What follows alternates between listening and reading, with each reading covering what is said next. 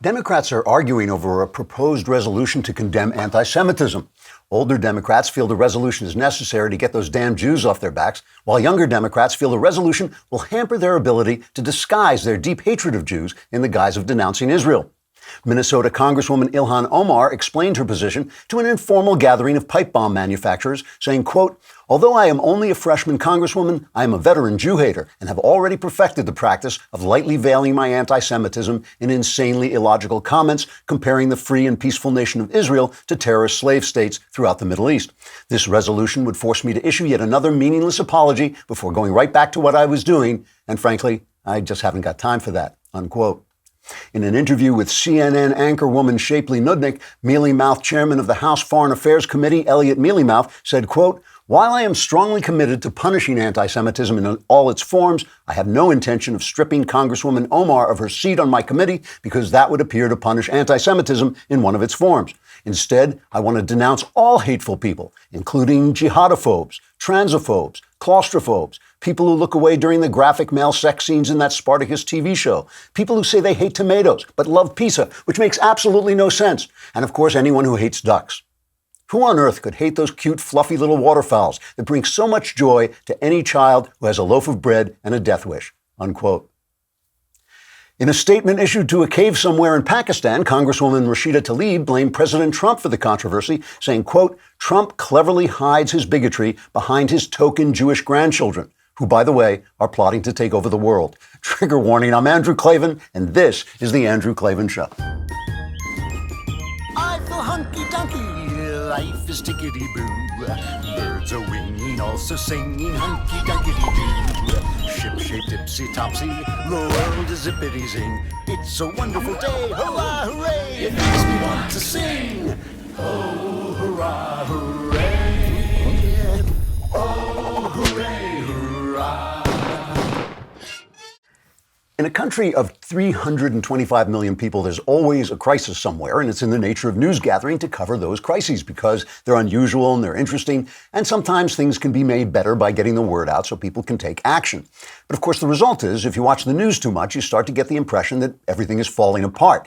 This becomes quadruply true when, if you don't count Bret Baier and Chris Wallace, the news media is populated by approximately 107% Democrats, for whom the existence of Republicans is a crisis in itself, not to mention the existence of a Republican president, not even to mention a pugilistic Republican president like President Donald. The fact is, ever since Trump was elected, there has been a crisis in this country, but it's only taking place on TV. It's like the zombie apocalypse on The Walking Dead. If you stop watching the show, it disappears.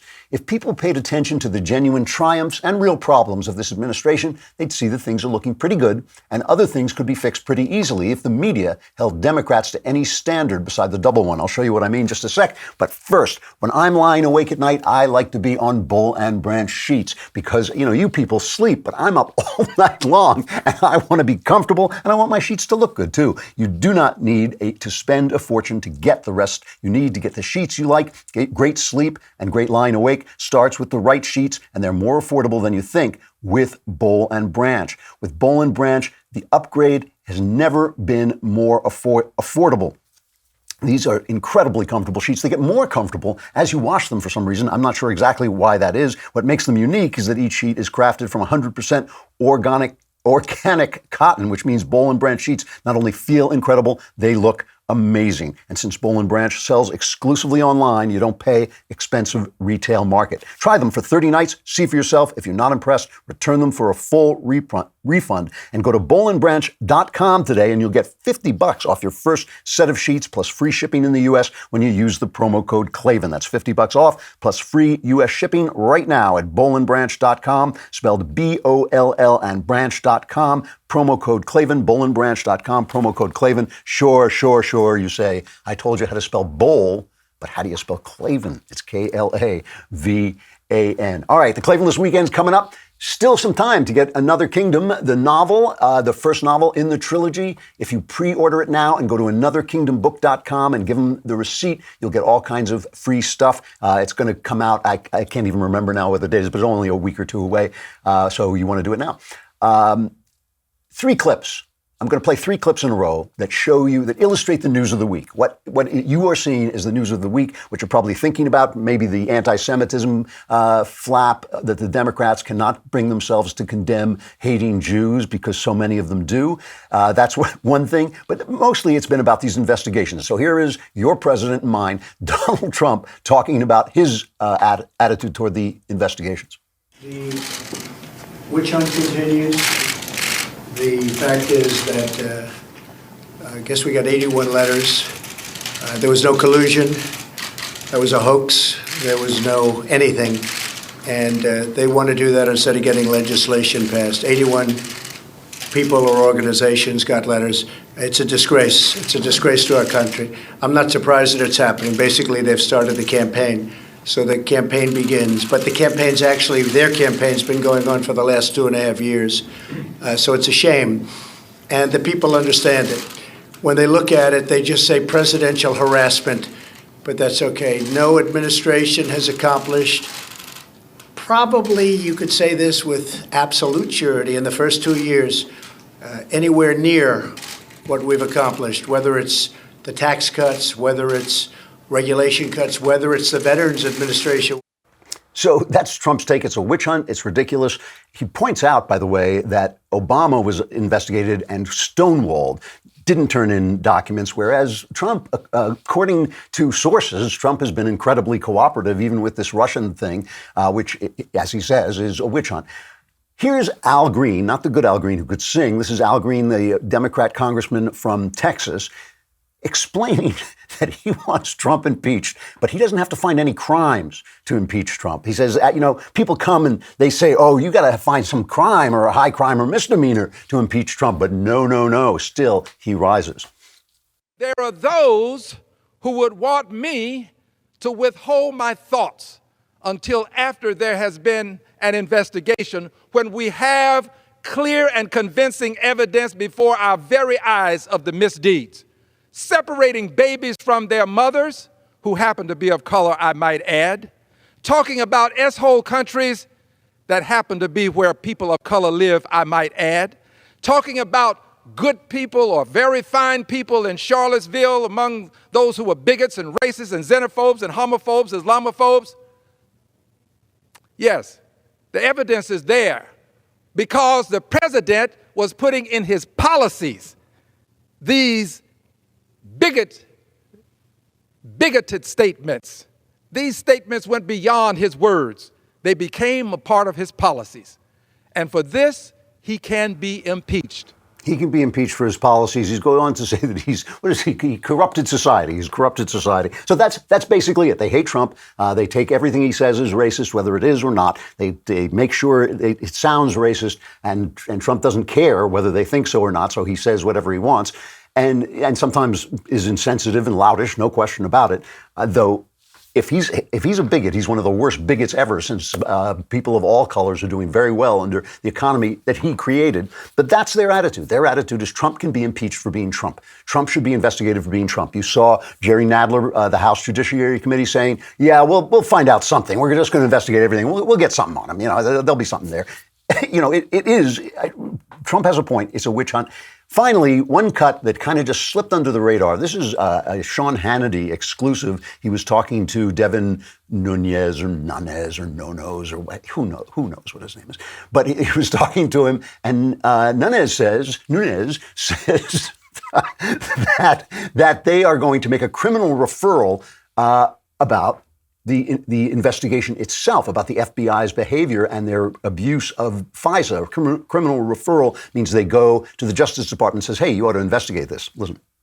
We're going to continue to call people in for interviews. Just last week, the new chairman of the committee said that he's going to reopen the Russia investigation. We offered about a dozen subpoenas of people that we wanted to subpoena. We don't expect for them to subpoena the people that we want. But at every attempt that we can, at every opportunity that we get, we will make attempts to subpoena these people to come in and speak. We will also ask for people to voluntarily come in and speak. Look, we need the new Attorney General to get in there, and then we will be making criminal referrals on many people who lied to Congress and did other bad things.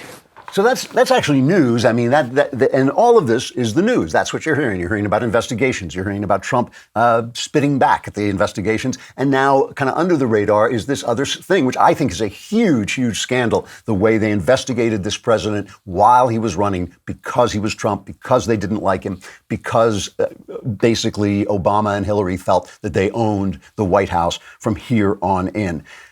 But what's the real news? Okay, what's the real news? If you just turned that TV off and you just looked around and had eyes that could span across the country, what would the real news be? We'll talk about that in just a second. First, when I was a young reporter, I was like 19 years old. I was a reporter in Berkeley, and Patty Hearst was kidnapped. It was one of the crimes of the century, really. And I wound up as a 19-year-old sitting around the biggest reporters in the country covering the Patty Hearst case. Stories about hostages are intensely interesting. They have so many moving parts. And there's now a podcast, Hostage, from the Parcast Network. Every Thursday, the Parcast Network's podcast Hostage tells the complicated stories behind the world's most intense hostage situations and the people inside them. Hostage explores the psychological tactics used in hostage negotiations and what the human brain does when a person is held captive. You can find out how hostage situations transpire and what strategies negotiators use to find a peaceful resolution. Hostage highlights the moments where things went tragically wrong, as well as techniques that miraculously saved lives. They have a two-part episode coming up on Captain Phillips. He was in the subject of that movie with Tom Hanks. They have a three-part episode on the Hearst kidnapping, which I covered. So search for and subscribe to Hostage wherever you listen to podcasts, and don't forget to rate them and review them. Dan Henninger writes a column in the Wall Street Journal today called The Big Story. The Big Story. And he says, the great political challenge of our time is sorting out what matters from what's just chatter. So I just played you a lot of stuff that right now is chatter. He says serious people would like to believe that something real in politics is going on, and the good news is something is. This past weekend, the Wall Street Journal published a series of stories titled Inside the Hottest Job Market in Half a Century. I read this. It was an entire section of the paper. He says, as far as I'm concerned, this job record is the story of the year. The journal's articles transformed a year of economic data into the new daily reality of getting paid to work in America. And here's a quote.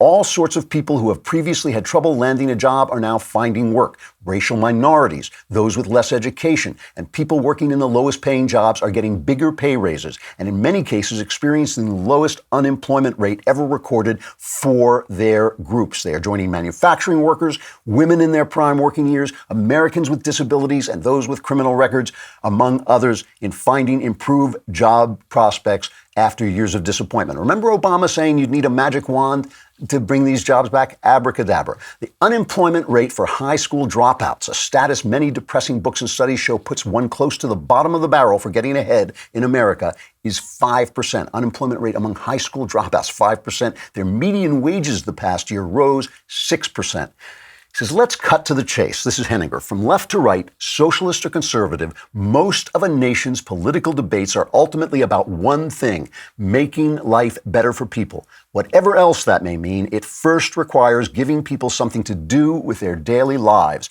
a job, which is to say aspiration and opportunity. If what has happened inside the U.S. labor market the past 2 years doesn't qualify of the point of all this effort of politics, those of us in and around politics might as well pack it in. He says it takes a lot of work to ignore this, but the Democrats are doing this. And the problem is the press are the Democrats. The press are the Democrats. Now, listen, this is an amazing fact. This is an amazing thing. This is after 8 years of an Obama who could not even get a dead cat to bounce. Historically, after a crash like we had in 2008, the economy comes roaring back. There is a boom that corresponds to the bust. That was a big bust. It should have been a big boom. But Obama, with his healthcare, that idiot healthcare bill, with his regulations, with his hatred of business, with his misunderstanding of where wealth comes from, that it doesn't come from the ground up, it comes from the top down. And that's why we don't punish billionaires, because they spread the wealth. They do it by creating jobs. After 8 years of that, all Trump had to do, he didn't have to be a genius. All he had to do was the Reagan policy cutting taxes, cutting regulations, letting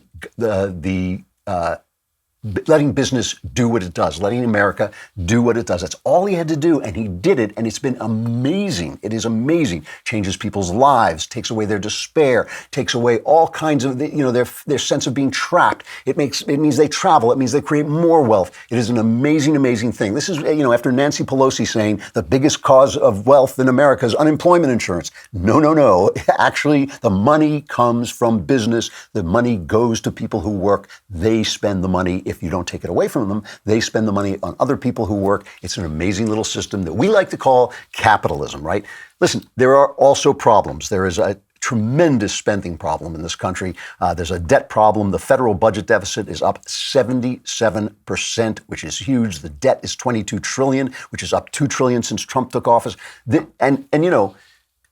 You can't say, oh, Trump is doing a bad job on this. He is, but who would take his place? I mean, if the Democrats take his place, they've got the Green New Deal, which basically is the deal is to erase all wealth, all business, all progress, so that, I don't know what, so that we can sit on the ground and tell old tales to each other while we, put tattoos on ourselves and hunt brontosauruses. I don't even know what the Green New Deal, what the upshot of the Green New Deal. So you can't count on them. And unfortunately, Trump, he understands how the economy works, but he doesn't care about this, and he also knows the people do not want him to touch things like Social Security. The problem is, this is the problem in France too. You can't retire at 65 if you're going to live to be 80. You have to create enough wealth to pay for your own retirement. That is the way it works, because where else is it going to come from? You have to create enough wealth. So as our health has improved, as our lifespans have improved, as our active lives have improved, you got to work a little longer, too. That means that's where the meaning of life comes from. You can't retire at 65 if you're going to live to be 90. It just doesn't work that way. You have to create the wealth you need for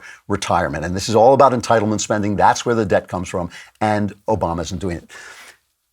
The border issue, though, because we have this press that is all Democrats, because they do not hold the Democrats to account, and I don't mind them holding the Republicans to account. I don't even mind them tormenting Trump if they had tormented Obama in the same way. But because they don't hold the Democrats to account, everything becomes simplistic.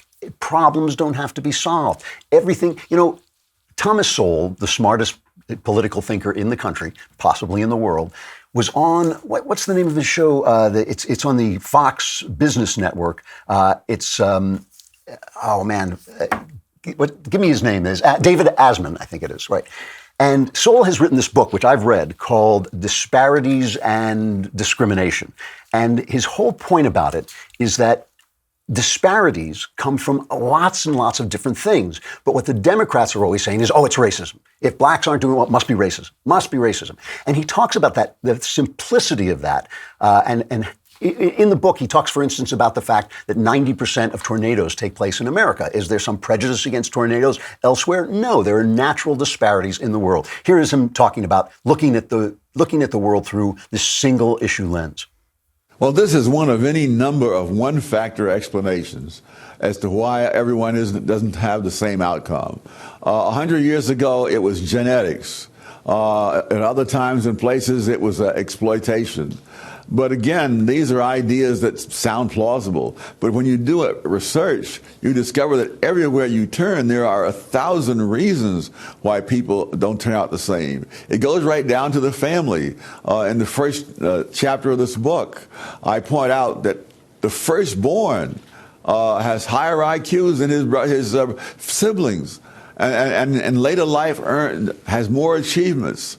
Among astronauts, for example, of the 29 astronauts in the Apollo program that put a man on the moon, 22 were either the firstborn or an only child. Now, if you can't get equality among people born to the same parents and raised under the same roof, why in the world would you think you're going to get it among people who've had such different histories and cultures around the world? That is complex, but reasonable thinking. And if you have a press that is dedicated to selling the Democrat line, and the Democrat line is what? racist, racist, racist. Everybody who's not us is racist. Everybody who's not, doesn't want the government to take care of everything is racist. Racist, when you have the press echoing that, people become stupid. One of the wonderful parts of this book, Disparities and Discrimination, I can never remember if it's Discrimination, Disparities, or Disparities and Discrimination, but, and it's a tiny book, by the way. It takes you about an hour to read, so it's really worthwhile. One of the brilliant parts of it is where he talks about 3 different kinds of discrimination. He talks about individual discrimination, which is where I look at you, I don't like you, something about you, I find you kind of shifty, maybe you're dishonest, I don't know what it is, maybe I've had dealings with you and I don't like you or I've heard about you. That's good discrimination. That means that is helpful to determine that in each individual case. And that's why I don't hire you, or I don't let you near my daughter, or I don't, become your friend or whatever. Then on the other side of that scale, there's bigotry. There's like, oh, you look like this, so I don't like you. Oh, you're a Jew and I'm a Democrat, so I hate you. That's stupid thinking. That is the kind of stupid thinking that you get from the press about Republicans. But then there's another kind in between these two where you have to calculate something quickly and there's a large cost for being wrong. So you're a TSA guy. You got a minute to look at a person coming through a line, walking through your metal detector. You know that most terrorists these days are young Islamic men. You see a young Middle Eastern man coming down the line, and you think, well, I'm going to take a little extra time here just because the cost of being wrong is so high. I know most young Islamic men aren't terrorists. I know that. I know that there are plenty of wonderful, patriotic Islamic people, but I've got to make a decision in a moment about this guy that could cost 300 people their lives, so I'm going to take a little extra time here because of the stats, okay? That's the kind of decision you make if you're in a neighborhood where a lot of the criminals are black, and a black guy gets in the elevator and you think, hold on to my purse. Those are decisions that you have to make in a minute. You know that not everybody of that color or that persuasion is a bad person, but you got to make that decision because the costs are so high. Now that's complex thinking, right? That's a way of looking at things where people are people and they have to make decisions. They have to stay safe, and you don't try. The Democrats do this with everything except Jews. They want to make everything completely fair. So you got to look at the old lady in a wheelchair the same way you look at the young Middle Eastern man coming through the line. That's absurd. That is absurd. And yet, as Jonah Goldberg pointed out brilliantly last night, he said, they do that with everything except when it comes to Black Lives Matter. When people said all lives matter, they said, oh, that's racist. That's racist. So they have their special groups. But when you say you shouldn't be anti-Semitic, they say, oh, well, you shouldn't hate anybody. You shouldn't hate anybody. But that's not the point, right? So Sol is talking complicated stuff. And because the press doesn't cover issues like that, maybe they're not smart enough, but also they're just biased. They are just too biased to get the facts, to look at things in that complicated way, to even have people on who will look at them. How often do you see Thomas Sowell interviewed? I mean, the guy is really a national treasure, and you never see him on. Most people don't even know he exists. And at the end of this, Asman asked him if he thought that we were going to have to go through a period of socialism, and his answer was chilling, coming from a guy this brilliant. The future of America. I mean, do you think that we are destined to go through a period of socialism, a period where these ideas that have not worked, no matter where they've been tried, and certainly wouldn't work here, will be tried here and could bring down our country? Well, the predictions of economists do not encourage me to go far in that direction. But I do have a great fear that in the long run, we may not make it, and I hate to say that, but the one thing that keeps me from being despairing is of course we don't know. There's so many things we can't possibly know, and so we may make it, but I wouldn't bet on it. So you've got a press that is in crisis mode when the country is actually not in crisis. I mean, all of this Russian collusion thing is nonsense. You can investigate Trump forever. I'm sure you'll find something about him or anybody, and certainly anybody who worked in the New York real estate market. You'll find something eventually. That's not a crisis. It's not a crisis. Trump being president is not a crisis. I don't care what they say. I don't care what Trump says. Trump is not a crisis. The country is doing well. It's got problems, and those problems would be fixed. I mean, it's like the border. It's like the border. If they would stop, if they just didn't hate Donald Trump so much, they could fix the problems at the border Immediately. I mean, it needs some barriers. It needs some more enforcement. It needs to change the laws about sanctuary, about coming in and asylum and asking for asylum. That's the big problem we have on the border, is that it's not people sneaking in. It's people can come in and ask for asylum. And there have been laws and court rulings that force you to release them. You can't hold them for, I think, more than 72 hours. And as a result, they disappear into the country. So this is all a problem of the press. If people were more informed, people have gotten less informed. As we've had more and more media, people have gotten less informed. And the media likes to say, well, it's because we have all this stuff like Fox News. Fox News. Hey, listen, Bret Baier does a better job than all of the networks put together. Chris Wallace, a better job than all of the networks put together. So what do the Democrats want to do? They want to demonize Fox News. They want to silence Fox News. They want to have that monopoly we always talk about information. That is the whole game plan of the Democrat Party, because their policies never work, because they can have a president in for 8 years who can't even get a dead cat to bounce. They depend on your ignorance. They depend on silencing you on Twitter and on Facebook and on the news. I mean, now the Democrat National Committee has banned Fox from hosting any of the party's 2020 debates, right? They've already got like 14 candidates. They're going to have more than 20 before they're through, but Fox can't host any of those debates. Here's Perez, the head of the DNC, telling why. Our second North Star principle in these debates is to make sure that whichever network runs them ensures that our candidates are treated fairly. Now, you had the video before of Chris Wallace. I have great respect for Chris Wallace, and my concern is not about Chris Wallace. It's about people above Chris Wallace, because what we have seen now, and it's been really most recently now in the New Yorker story, is that at the highest levels of Fox News, they're not playing it straight. And again, this isn't about Chris Wallace. I have respect for him, but I do not have the confidence that we need to take such an important part of the nomination process, these debates, and trust them to folks who at the top levels are consulting Donald Trump before they do anything. I couldn't do that. All of which, by the way, would make a certain amount of sense if all the other networks weren't Democrats. They're all Democrats. They're guys like George Stephanopoulos, who they have fronting the network, who's a Clinton hack, and they have him fronting the network because they're so corrupt, they're so ideologically corrupt, they don't care if you know it. They don't care. It's like government in Chicago. At some point, you get so corrupt, you just don't care that everybody can see what you're doing. Even some of the lefties, Kirsten Powers, Anderson Cooper, were talking about this. Have we got that clip? Listen to what they had to say. Are good journalists there, and I think that they could negotiate to have a debate with a Chris Wallace, for example, a Martha McCallum, a Bret Baier, and I think they would be smart to do it. Frankly, I think that they would have access to a large audience, and that's what I would do if I were them. But they have for a long time not wanted to do anything with Fox News. Senator Santorum, I mean, it sounds like the kind of thing that pleases, the liberal part or the left, far left part of the Democratic Party and sort of makes them feel good. But just in terms of, trying to sway voters who could be reached, it seems short-sighted, no? What are they afraid of? I mean, as Kirsten mentioned, there's legit journalists over there. It really is. Well, of course, what they're afraid of. They're afraid of the questions they will not get asked. They will not get asked tough questions by guys like Stephanopoulos. It's just not going to happen. They'll ask hard questions of the guys they don't like, but they won't ask questions about the essential attitudes and policies of the Democrat Party, which do not work. Life in America right now is pretty good. Like I said, there are problems. A lot of those problems could be addressed and solved if we had a media that reported the world as it was, one, and two, held both parties to the same standards, held them to account, and looked at the world a little bit more, with a little bit more complexity, like someone like Thomas Sowell.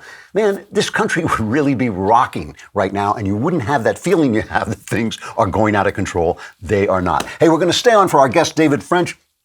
From National Review, great guy. I have all kinds of questions I really want to bug him about. But please go over to dailywire.com and subscribe. That way you can watch all the shows right there, streaming live on the website, dailywire.com. For $100, you get a year subscription, plus you get the Leftist Tears Tumblr, plus you get to be in the mailbag where all your problems are solved. David French is a senior writer for National Review, a senior fellow at the National Review Institute, a veteran of Operation Iraqi Freedom, and a major in the United States Army Reserve. David, you there? Yes, I am. It's great to have you here. Mostly I brought you on because with my beard, we now look so much alike. I just want people to see we can be in the same place at the same time. Well, I have to tell you that I was at a National Review event not long ago, and I'm walking up next to somebody, and they just walked up and they just threw their arms around me and they said, "Andrew, so wonderful to see you." I'm not making that up. That's great. Well, it's good. It's good to know I have a fan out there somewhere. Yes, an exuberant fan, no question. That's hilarious. When they put the picture up, I thought, "What's that picture of me doing?" Listen, I brought you on. Here's why I brought you on. I brought you on because I know you're a good guy. I know you're a smart guy, and I know you love this country and you're a moral guy. And I literally do not understand your moral position at this point. And I mean that absolutely literally. And I know you can explain it. The thing that really got me was a tweet you sent out after the Michael Cohen hearings or during them that said the porn affairs and hush money payments. You're a never Trumper. I think it's fair to describe you as that. The porn affairs and hush money payments by themselves are enough for me to never, ever vote for Trump. And that's just one thing of many. I remember the days way back in, say, May 2015, when that would have been a consensus evangelical position.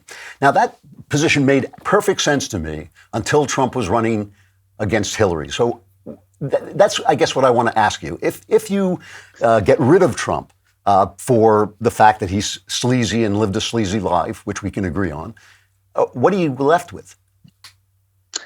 I think you're left with a whole lot better party, a whole lot better conservative movement, and a whole lot better country. So other than that, not much.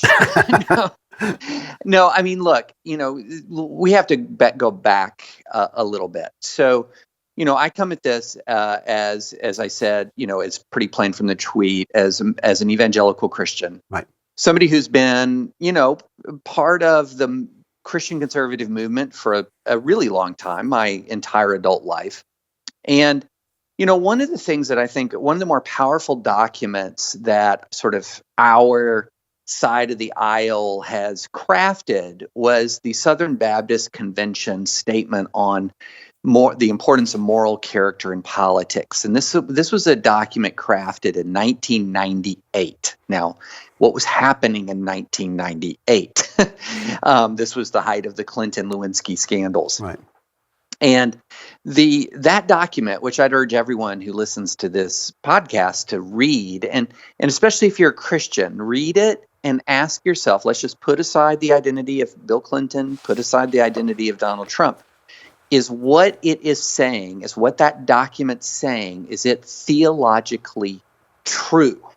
Okay, and one of the things that it says is that tolerance of serious wrong in public officials sears the conscience of a nation, and it fosters it fosters and spreads additional corruption in a culture. So one of the problems that we have is the evangelical movement, for example, went from the community of people most likely to say that character mattered in a politician and character was important in a politician, to the community of Americans least likely to say that during the 2016 election. I think that is a grave problem. And now let's also add to that that there are consequences to a culture when a nation tolerates serious wrong in its public officials. So there's consequences to a culture. And then also, the other thing is I strongly believe, as Andrew Breitbart says, that politics is downstream from culture. In other words, when you are making cultural sacrifices for the sake of political gain, you are forsaking the greater thing for the lesser thing. I do not buy the Flight 93 construct in the 2016 election. I thought that was ridiculous and stupid, actually.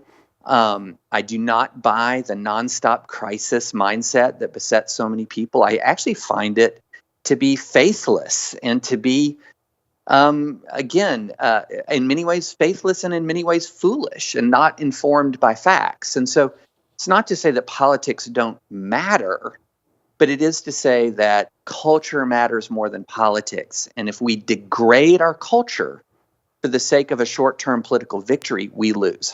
Well, now there's certainly a lot of truth in that, and I have always said and always believed that there's going to be a price we pay for having a president like Donald Trump. There's just no question about it. However, the place where I think we diverge is the idea that the losses that we would have taken in a Hillary Clinton would have been short term. Already, we can see that she would have appointed 2 Supreme Court justices, probably 3. She was opposed to the First Amendment. She had hostility toward the First and the Second Amendment. It didn't seem to me like Flight 93. I think there's always another day to fight. But it did seem to me quite a serious moment when, after 8 years of Obama, the American experiment could be in peril. Since that time, it seems that Trump hasn't been anywhere near as bad as I feared he would be. Do you feel that's not true? Do you feel that Trump has been a terrible president all around?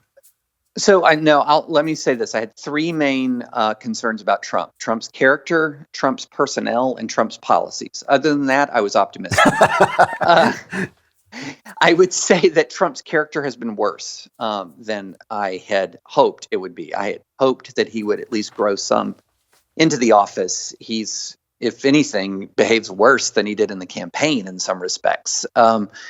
His personnel was for a while better than I thought it would be. I was very nervous that you had Steve Bannon that close to the Oval Office. But then when he was gone, and you had Kelly as chief of staff and you had Mattis as secretary of defense, I had more confidence. I'm back to being a little bit more shaky about it. And then his policies, I would give him a B or a B minus. I like his judges. His tax cut was a B minus. I think his emergency declaration is unconstitutional abomination. I think his North Korea policy is incredibly foolish.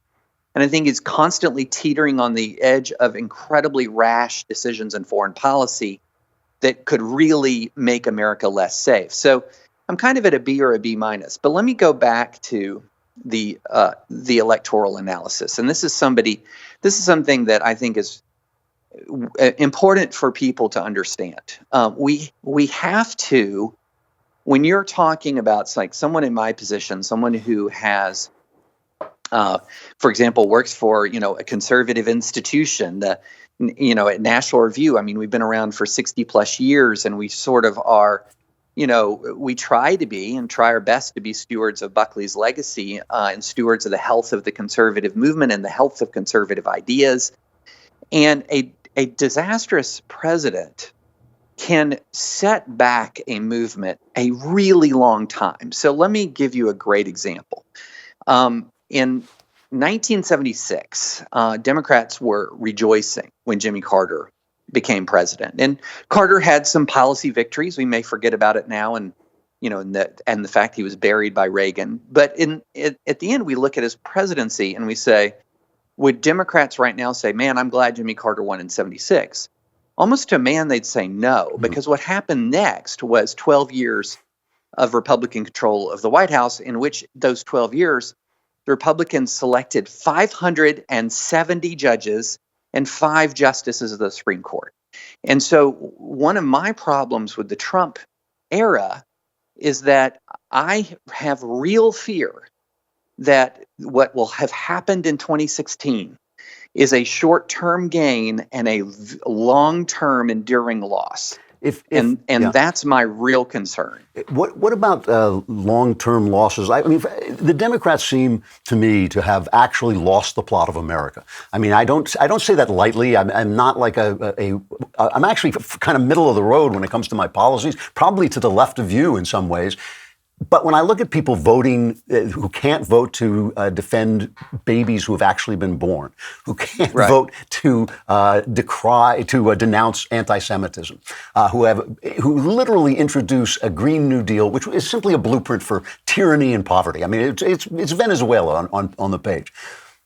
I do think to myself, well, if we undermine this president, and I'm not talking about criticizing him. I mean, we always criticize the president, but if we undermine him, if we take away his legitimacy, if we say that, gee, the fact that he slept with a porn star, which, by the way, like, I don't even... Porn stars, yeah. I mean... Probably committed felony campaign finance violations to cover it up. I mean, it just goes on and on and on, Andrew. Well, I mean, I don't know, campaign finance violation, even the fact the guy was a billionaire, lover boy. That's what those guys do. We knew that when he was elected. But I do not see how that really is in the balance against the lives of babies, the lives of the unborn. He's been a good abortion president, an anti-abortion president. The lives of the unborn and things.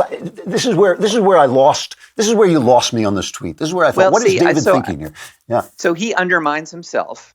I'm not undermining him by pointing out the facts of his behavior. So he undermines himself constantly. He undermines himself with his lack of character. He undermines himself with his impulsiveness. He undermines himself with, quite frankly, his ignorance and often his stupidity. And so he's constantly undermining himself, constantly, which is one of the reasons why we're sitting here in a time of relative peace and prosperity with him just hovering around at, 40, 41, 42% approval. Yeah, that's his personality.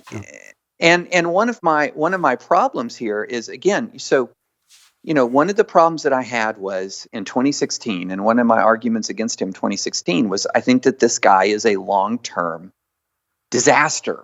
And I fully recognize the Democrats are not doing anything to win over the middle. They are stampeding to the left. And now here's the thing that I think that is so disturbing and disturbing in so many ways about the way Trump constantly undermines himself, constantly displays his bad character, is that he may end up paving the way for a Democratic successor who is more radical than any president we've had in the modern era. And that is something that I think, again, going back to this very notion about who Donald Trump was, who he is, this idea that, that our nation would end unless we put that guy in office. And I'm sitting here thinking, what would I rather be facing for the long-term health of the conservative movement?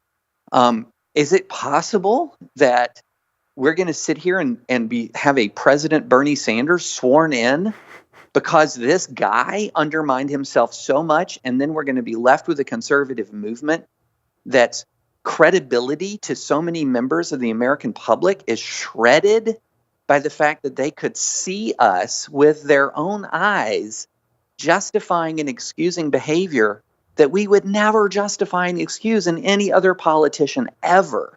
And there's cost to that. So your position, your moral position is that the long term, even though it is a moment of peace and prosperity, and Trump has to be given some credit for the prosperity, I think, and even the peace maybe, but your idea is that the long term loss of having a man of his obvious low character is more than the cost of having another person of low character, but who wasn't ours, I guess, Hillary Clinton, in office for maybe 8 years.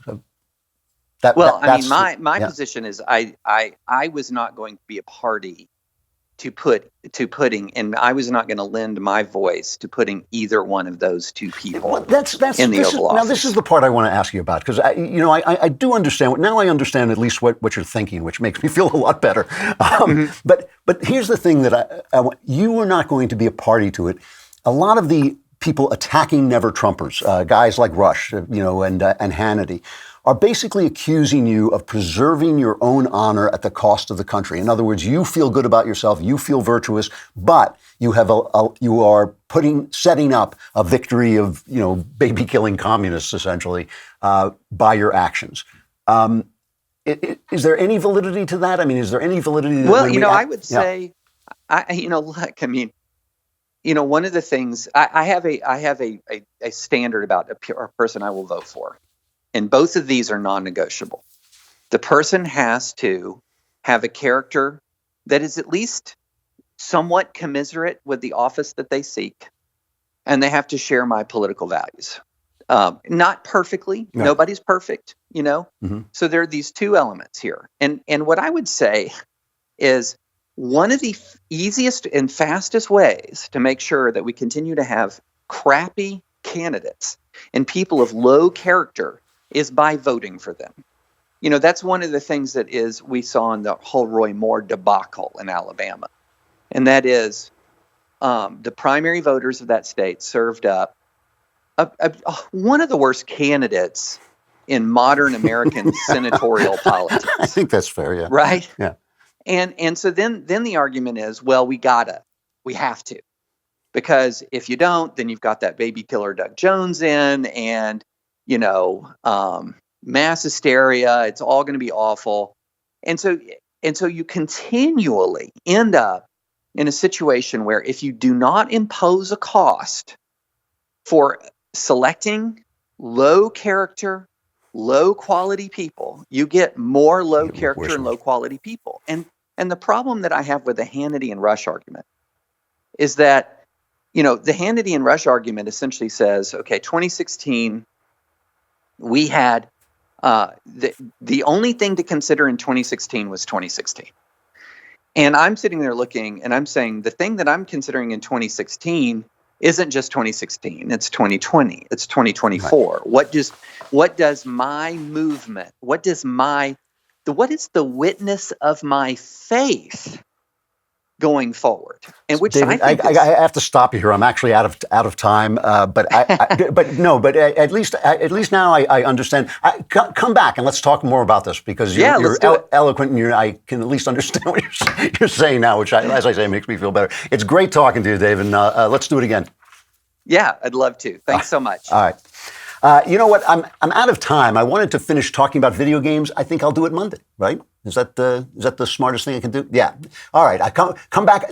Listen, most of you aren't going to make it through the Klavanless weekend anyway, so it doesn't really matter. But if you survive, come back here. We will be here on Monday. I'm Andrew Klavan. This is The Andrew Klavan Show.